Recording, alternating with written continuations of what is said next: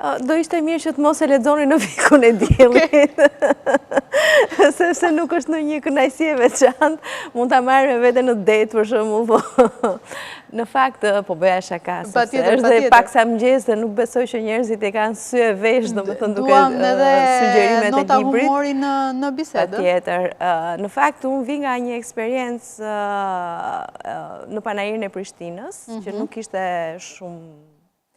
shumë gazollyse të themi, për pjesën e leximit edhe të librit, sepse shoh që leximi ose interesimi për librin ka rënë shumë, dhe mbi të gjitha të rinjt lexojnë, pjesa më e madhe të rinjve lexojnë anglisht, dhe kjo e para vret shumë gjuhën shqipe, se dal nga dal ata janë personat që do jetojnë, domethënë do ta jetojnë këtë vend, dhe nëse humbet gjuha, humbet kombi. Pse kemi shkuar drejt kësaj?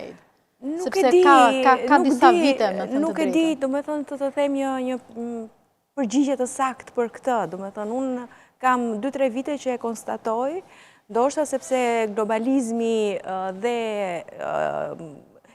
i ka shtrirë rrënjët kaq shumë, interneti me cilin ata komunikojnë kryesisht, edhe me njëri tjetrin. Ndoshta edhe zgjedhin të lexojnë libra aty. Unë vras mendje nëse vërtet arrin ta kuptojnë një libër